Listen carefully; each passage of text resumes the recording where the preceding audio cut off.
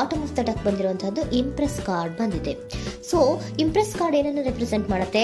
ಕೆಲವೊಂದು ರೀತಿಯ ನಿಮ್ಮ ಲವ್ ಲೈಫಿನ ವಿಚಾರದಲ್ಲಿ ಶಾಂತವಾಗಿರ್ಬೇಕು, ಸಮಾಧಾನವಾಗಿರ್ಬೇಕು, ಒಂದು ಪ್ರೀತಿ ಇರಬೇಕು ಅನ್ನುವಂತಹದ್ದು, ಮತ್ತೆ ಒಂದು ಸ್ಟೇಬಲ್ ಆಗಿರ್ಬೇಕು ಅನ್ನುವಂತಹ ರೀತಿಯಲ್ಲಿ ನೀವು ಆಲೋಚನೆಯನ್ನು ಮಾಡ್ತಾ ಇರುವಂತಹದ್ದು ಬಾಟಮ್ ಆಫ್ ದ ಡೆಕ್ ಅಲ್ಲಿ ರೆಪ್ರೆಸೆಂಟ್ ಆಗ್ತದೆ. ಲೈಫಿನ ವಿಚಾರದಲ್ಲಿ ನೀವು ಪಾಸ್ಟಿನಲ್ಲಿ ಕೆಲವೊಂದು ರೀತಿಯ ಕೆಲವೊಬ್ಬರಿಗೆ ಸೋಲ್ಮೇಟ್ ಕನೆಕ್ಷನ್ ಅನ್ನ ರೆಪ್ರೆಸೆಂಟ್ ಮಾಡ್ತಾ ಇದೆ ಕೆಲವೊಬ್ಬರಿಗೆ. ಓಕೆನಾ? ನಿಮ್ಮ ಪ್ರೀತಿಯಲ್ಲಿ ಒಂದು ರೀತಿಯ ಬಾಂಡೇಜ್ ಇರುವಂತಹದ್ದು ರೆಪ್ರೆಸೆಂಟ್ ಆಗ್ತಾ ಇದೆ. ಹಾರ್ಮೋನಿಗಳು ಇರುವಂತಹದ್ದು ರೆಪ್ರೆಸೆಂಟ್ ಆಗ್ತದೆ ಕೆಲವೊಬ್ಬರಿಗೆ. ಓಕೆನಾ? ಮತ್ತೆ ಕೆಲವೊಬ್ಬರಿಗೆ ನಿಮ್ಮ ಲವ್ ಲೈಫ್ ನ ವಿಚಾರದಲ್ಲಿ ಥರ್ಡ್ ಪಾರ್ಟಿ ಸಿಚುಯೇಷನ್ ಅನ್ನ ರೆಪ್ರೆಸೆಂಟ್ ಆಗ್ತಾ ಇದೆ. ಓಕೆನಾ? ಥರ್ಡ್ ಪಾರ್ಟಿ ಸಿಚುಯೇಷನ್ಸ್ ಅನ್ನ ರೆಪ್ರೆಸೆಂಟ್ ಮಾಡ್ತದೆ ನಿಯರ್ ಪಾಸ್ಟಿನಲ್ಲಿ ನಿಮಗೆ.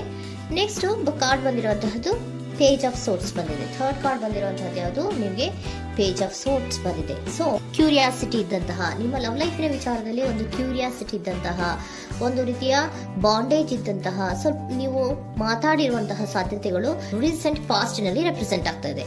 ಸೊ ನಿಮ್ಮ ಲವ್ ಲೈಫಿನ ವಿಚಾರವಾಗಿ ಒಂದು ರೀತಿಯ ಬಾಂಡೇಜ್ ಇರುವಂತಹದ್ದು, ನೀವು ಕೆಲವೊಬ್ಬರಿಗೆ ಥರ್ಡ್ ಪಾರ್ಟಿ ಸಿಚುಯೇಷನ್ ಮತ್ತೆ ಕೆಲವೊಬ್ಬರಿಗೆ ಸೋಲ್ಮೇಟ್ ಕನೆಕ್ಷನ್ ಅನ್ನ ರೆಪ್ರೆಸೆಂಟ್ ಮಾಡ್ತಾ ಇದೆ. ಮತ್ತೆ ನಿಮ್ಮ ಲವ್ ಲೈಫಿನ ವಿಚಾರದಲ್ಲಿ ನೀವು ಮಾತಾಡಿರುವಂತಹದ್ದು ಕೂಡ ಕೆಲವೊಂದು ರೀತಿಯ ಮಾತುಕತೆಗಳು ಆಡಿರುವಂತಹದ್ದು, ಹೊಸ ಐಡಿಯಾಗಳನ್ನ ಮಾಡಿರುವಂತಹದ್ದು ಇಲ್ಲಿ ರೆಪ್ರೆಸೆಂಟ್ ಆಗ್ತದೆ. ಮೇ ಬಿ ನೀವು ಫ್ರೆಂಡ್ಸ್ಗಳ ಮೂಲಕ ನೀವು ನಿಮ್ಮ ಪರ್ಸನ್ ಅನ್ನ ಭೇಟಿಯಾಗಿರಬಹುದು. ಯಾವುದೋ ಕೆಲವೊಂದು ಫಂಕ್ಷನ್ ಗಳಲ್ಲಿ ನೀವು ನಿಮ್ಮ ಪರ್ಸನ್ ಅನ್ನ ಭೇಟಿಯಾಗಿರುವಂತಹ ಸಾಧ್ಯತೆಗಳು ಇದೆ ಅನ್ನೋದನ್ನ ನಿಮ್ಮ ಪಾಸ್ಟ್ ನಲ್ಲಿ ರೆಪ್ರೆಸೆಂಟ್ ಮಾಡ್ತಾ ಇದೆ. ನೆಕ್ಸ್ಟ್, ಅಟ್ ಪ್ರೆಸೆಂಟ್ ನಲ್ಲಿ ಯಾಕೋ ನಿಮ್ಮ ಲವ್ ಲೈಫಿನ ವಿಚಾರದಲ್ಲಿ ಫೀಲಿಂಗ್ ಲೆಫ್ಟ್ ಔಟ್ ಆಗಿರುವಂತಹ ಸಾಧ್ಯತೆಗಳು ರೆಪ್ರೆಸೆಂಟ್ ಆಗ್ತಾ ಇದೆ. ಅಟ್ ಪ್ರೆಸೆಂಟ್ ನಲ್ಲಿ ಯಾಕೋ ಕೆಲವೊಂದು ರೀತಿಯ ಚಿಂತೆಗಳಿರುವಂತಹದ್ದು, ವರೀಸ್ಗಳಿರುವಂತಹದ್ದು, ಬೇಜಾರಿನಲ್ಲಿ ನಿಮ್ಮ ಲವ್ ಲೈಫಿನ ವಿಚಾರದಲ್ಲಿ ಇರುವಂತಹದ್ದು ರೆಪ್ರೆಸೆಂಟ್ ಆಗ್ತಾ ಇದೆ. ಯಾಕೆ ಅಂದ್ರೆ ನಿಮ್ಮ ಲವ್ ಲೈಫಿನ ವಿಚಾರವಾಗಿ ಕೆಲವೊಂದು ರೀತಿಯ ಬದಲಾವಣೆಗಳಾಗ್ತಾ ಇರುವಂತಹದ್ದು ರೆಪ್ರೆಸೆಂಟ್ ಆಗ್ತಾ ಇದೆ. ಯಾಕೋ ಕೆಲವೊಂದು ಚೇಂಜಸ್ಗಳಾಗ್ತಾ ಇರೋದ್ರಿಂದ ನೀವು ಬೇಜಾರಿನಲ್ಲಿ ಇರುವಂತಹದ್ದು, ನಿಮ್ಮ ಲವ್ ಲೈಫಿನ ವಿಚಾರವಾಗಿ ಯಾಕೋ ಪರಿಸ್ಥಿತಿಗಳು ಅಷ್ಟು ಚೆನ್ನಾಗಿಲ್ಲದೆ ಇರುವಂತಹದ್ದು ರೆಪ್ರೆಸೆಂಟ್ ಆಗ್ತಾ ಇದೆ. ಯಾಕೋ ಕೆಲವು ಬದಲಾವಣೆಗಳು, ಚೇಂಜಸ್ಗಳು ಆವಾಗಿಂದ ಆವಾಗಲೇ ಆಗ್ತಾ ಇರುವಂತಹದ್ರಿಂದ ನಿಮಗೆ ಬೇಜಾರಾಗಿರುವಂತಹದ್ದು ರೆಪ್ರೆಸೆಂಟ್ ಆಗ್ತಾ ಇರೋದು. ಮತ್ತೆ ಥರ್ಡ್ ಕಾರ್ಡ್ ಬಂದಿರುವಂತಹದ್ದು ಕ್ವೀನ್ ಆಫ್ ವ್ಯಾಂಡ್ಸ್ ಬಂದಿದೆ. ಸೊ ಕ್ವೀನ್ ಆಫ್ ವ್ಯಾಂಡ್ಸ್ ಏನಕ್ಕೆ ನಿಮಗೆ ಪದೇ ಪದೇ ಚೇಂಜಸ್ಗಳಾಗ್ತಾ ಇದೆ? ಆ ಚೇಂಜಸ್ಗಳಿಂದ ಯಾಕೋ ಕೆಲವೊಂದು ರೀತಿಯ ವೇರಿಯೇಷನ್ಗಳು ಆಗ್ತಾನೆ ಇರೋದ್ರಿಂದ ನಿಮಗೆ ಬೇಜಾರಾಗ್ತಾ ಇದೆ. ಸೊ ಅದಕ್ಕೋಸ್ಕರ ನೀವೇನ್ ಮಾಡ್ತೀರಾ? ಬಹಳ ಧೈರ್ಯವಾಗಿ ಕೆಲವೊಂದು ನಿರ್ಣಯಗಳನ್ನ ಮಾಡುವಂತಹ ಸಾಧ್ಯತೆಗಳು ಅಟ್ ಪ್ರೆಸೆಂಟ್ ನಲ್ಲಿ ರೆಪ್ರೆಸೆಂಟ್ ಆಗ್ತಾ ಇದೆ. ಬಹಳಷ್ಟು ಧೈರ್ಯದಿಂದ ಇಂಡಿಪೆಂಡೆಂಟ್ ಆಗಿ ಕೆಲವೊಂದು ನಿರ್ಣಯಗಳನ್ನ ಮಾಡಬೇಕು ಅನ್ನುವಂತಹ ಆಲೋಚನೆಗಳನ್ನ ಮಾಡ್ತಾ ಇರುವಂತಹದ್ದು ರೆಪ್ರೆಸೆಂಟ್ ಆಗ್ತಾ ಇದೆ. ಯಾಕೆ ಅಂದ್ರೆ ಆವಾಗಿನ ಅವಾಗೆ ನಿಮ್ಮ ಲವ್ ಲೈಫಿನ ವಿಚಾರದಲ್ಲಿ ತುಂಬಾ ಏರುಪೇರುಗಳಾಗ್ತಾ ಇರೋದ್ರಿಂದ ಆ ವಿಚಾರದಲ್ಲಿ ಸ್ವಲ್ಪ ಬೇಜಾರುಗಳು ಇರುವಂತದ್ದು ರೆಪ್ರೆಸೆಂಟ್ ಆಗ್ತದೆ. ಇನ್ ಇಮಿಡಿಯೇಟ್ ಫ್ಯೂಚರಿನಲ್ಲಿ ಯಾಕೋ ನೀವು ಕೆಲವೊಂದು ವಿಚಾರಗಳಲ್ಲಿ ನೋಡಿ ಆತಂಕ ಪಡ್ತಾ ಇರುವಂತಹ, ಎಗೇನ್ ಬೇಜಾರನ್ನ ಪಡ್ತಾ ಇರುವಂತಹದ್ದು, ನಿದ್ರಾಹೀನತೆಯನ್ನ ಮಾಡ್ಕೋತಾ ಇರುವಂತಹದ್ದು, ಸ್ಟ್ರೆಸ್ಸಿನಲ್ಲಿ ಇರುವಂತಹದ್ದು ರೆಪ್ರೆಸೆಂಟ್ ಆಗ್ತಾ ಇದೆ. ಕೆಲವೊಂದು ನಿರ್ಣಯಗಳನ್ನು ತಗೊಳ್ಳುವಂತಹ ಸ್ಟ್ರೆಸ್ಗಳಲ್ಲಿ ಇರುವಂತಹದ್ದು ಕೆಲವೊಬ್ಬರಿಗೆ ಯಾಕೋ ಇಮಿಡಿಯೇಟ್ ಫ್ಯೂಚರ್ ನಲ್ಲಿ ಕೂಡ ರೆಪ್ರೆಸೆಂಟ್ ಆಗ್ತಾ ಇದೆ. ಆದ್ರೆ ಫ್ಯೂಚರ್ ನಲ್ಲಿ ನೀವು ಏನ್ ಮಾಡ್ಬೇಕಾಗಿತ್ತು? ಸೊ ಕ್ವಿಕ್ ಥಿಂಕಿಂಗ್ ಅನ್ನ ಮಾಡ್ಬೇಕಾಗಿತ್ತು. ಕೆಲವು ವಿಚಾರಗಳ ಬಗ್ಗೆ ನೀವು ಫೋಕಸ್ ಅನ್ನ ಮಾಡ್ಬೇಕಾಗಿತ್ತು. ಏನಾಗ್ತಾ ಇದೆ ನಮ್ಮ ಲವ್ ಲೈಫಿನ ವಿಚಾರದಲ್ಲಿ ಅನ್ನೋದನ್ನ ಫೋಕಸ್ ಅನ್ನ ಮಾಡಿದ್ರೆ ನಿಮ್ಮ ಲವ್ ಲೈಫಿನ ವಿಚಾರದಲ್ಲಿ ಕೆಲವೊಂದು ರೀತಿಯ ಫುಲ್ಫಿಲ್ಮೆಂಟ್ಗಳು, ಸಮಾಧಾನಗಳು, ಖುಷಿಗಳು ಇರುತ್ತೆ.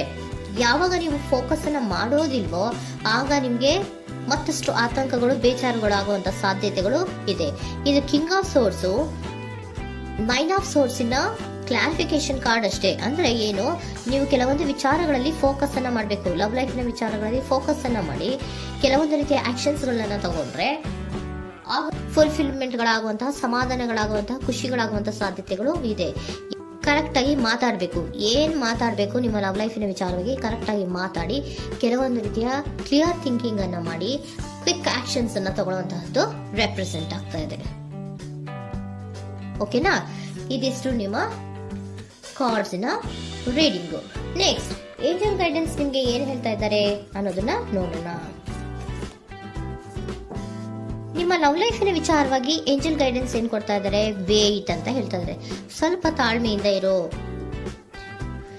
ಅವಸರದಲ್ಲಿ ಯಾವ ನಿರ್ಧಾರವನ್ನ ಕೂಡ ಮಾಡಬೇಡ ಅನ್ನೋದನ್ನ ಏಂಜಲ್ ಗೈಡೆನ್ಸ್ ಕೊಡ್ತಾ ಇದ್ದಾರೆ. It's up to you. ಇದು ಎಲ್ಲ ನಿನಗೆ ಬಿಟ್ಟಿರುವಂತಹದ್ದು. ಬೇಗ ಬೇಗ ಕೆಲವೊಂದು ನಿರ್ಧಾರಗಳನ್ನ ಕ್ವಿಕ್ ಥಿಂಕಿಂಗ್ ಅನ್ನ ಮಾಡಿದ್ರು ಕರೆಕ್ಟ್ ಆಗಿ ಕ್ಲಿಯರ್ ಥಿಂಕಿಂಗ್ ಅನ್ನ ಮಾಡಬೇಕು. ಸೊ ಕ್ಲಿಯರ್ ಥಿಂಕಿಂಗ್ ಅನ್ನ ಮಾಡೋದಕ್ಕೆ ಲವ್ ಲೈಫ್ ನ ವಿಚಾರವಾಗಿ ಸ್ವಲ್ಪ ಟೈಮು ಬೇಕಾಗುತ್ತೆ. ಅದಕ್ಕೋಸ್ಕರನೇ ಏಂಜಲ್ ಗೈಡೆನ್ಸ್ ನಿಮ್ಗೆ ಏನ್ ಕೊಡ್ತಾ ಇದ್ದಾರೆ, ಸ್ವಲ್ಪ ವೇಟ್ ಮಾಡಿ. It's up to you. ಇದು ನಿಮ್ಗೆ ಬಿಟ್ಟಿರುವಂತಹದ್ದು. Perfect timing. ಕೆಲವೊಂದು ವಿಚಾರಗಳಿಗೆ ಪರ್ಫೆಕ್ಟ್ ಟೈಮಿಂಗ್ ಅನ್ನೋದು ಅಥವಾ ಡಿವೈನ್ ಟೈಮಿಂಗ್ ಅನ್ನೋದು ಬರಬೇಕು. ಆಗ ಕೆಲವೊಂದು ನಿರ್ಣಯಗಳನ್ನ ಮಾಡಬಹುದು. ಸ್ವಲ್ಪ ನೀವು ಈಗ ಯಾವುದೇ ರೀತಿಯ ಅವಸರದ ನಿರ್ಧಾರಗಳನ್ನು ಮಾಡೋದು ಬೇಡ ಅಂತ ಹೇಳ್ತಾ ಇದ್ದಾರೆ. ಓಕೆ, ಸರೆಂಡರ್ ಕಾರ್ಡ್ ಏನ್ ಹೇಳ್ತಾ ಇದ್ದಾರೆ ಅನ್ನೋದನ್ನ ನೋಡೋಣ. So surrender frustration doesn't open any doors. The key to resolving a dilemma, dissolving a block, is to take a breath, center yourself and regroup, so may approach the situation more calmly. Frustration, ಹತಾಶೆ ಅನ್ನೋದು ಮಾಡ್ಕೋಬೇಡಿ. ಹತಾಶೆ ಮಾಡ್ಕೊಳ್ಳೋದ್ರಿಂದ ನಿಮ್ಗೆ ಯಾವುದೇ ರೀತಿಯ ಹೊಸ ಐಡಿಯಾಗಳು ಬರಲ್ಲ, ಹೊಸ ಥಿಂಕಿಂಗ್ಗಳು ಬರಲ್ಲ, ಕ್ಲಿಯರ್ ಥಿಂಕಿಂಗ್ ಅನ್ನು ಮಾಡಕ್ಕೆ ಸಾಧ್ಯ ಆಗಲ್ಲ. ಸೊ ಅದಕ್ಕೆ ನೀವೇನ್ ಮಾಡಬೇಕು, ಫ್ರಸ್ಟ್ರೇಷನ್ ಅನ್ನ ಬಿಟ್ಬಿಟ್ರೆ ನೀವು ಸಮಾಧಾನವಾಗಿ ಯೋಚನೆ ಮಾಡಿ ಕೆಲವೊಂದು ನಿರ್ಧಾರಗಳನ್ನ ಮಾಡಿ ಅನ್ನೋದನ್ನ ಸರೆಂಡರ್ ಕಾರ್ಡ್ ಕೂಡ ನಿಮ್ಗೆ ಹೇಳ್ತಾ ಇದ್ದಾರೆ. ಸೊ ನಿಮ್ಮ ಲವ್ ಲೈಫಿನ ವಿಚಾರದಲ್ಲಿ ಈಗ ಸ್ವಲ್ಪ ನಿಮ್ಗೆ ಬೇಜಾರುಗಳಿರುವಂತಹದ್ದು, ಕೆಲವೊಂದು ಬದಲಾವಣೆಗಳು, ವೇರಿಯೇಷನ್ಗಳು ಆಗ್ತಾ ಇರುವಂತದ್ದು ರೆಪ್ರೆಸೆಂಟ್ ಆಗ್ತಾ ಇದೆ. ಸೊ ನಿಮ್ಮ ಲವ್ ಲೈಫಿನ ವಿಚಾರಕ್ಕೆ ಫ್ಯೂಚರಿನಲ್ಲಿ ಕೆಲವೊಂದು ಆಕ್ಷನ್ಸ್ ಅನ್ನ ತಗೋಬೇಕಾದ್ರೆ ಸ್ವಲ್ಪ ವೇಟ್ ಮಾಡಬೇಕು, ಕ್ಲಿಯರ್ ಆಗಿ ಥಿಂಕ್ ಮಾಡಬೇಕು, ಅದರಲ್ಲಿ ಆಕ್ಷನ್ಸ್ ಅನ್ನ ತಗೋಬೇಕು ಅನ್ನೋದನ್ನ ಹೇಳ್ತಾ ಇದ್ದಾರೆ. ಓಕೆನಾ?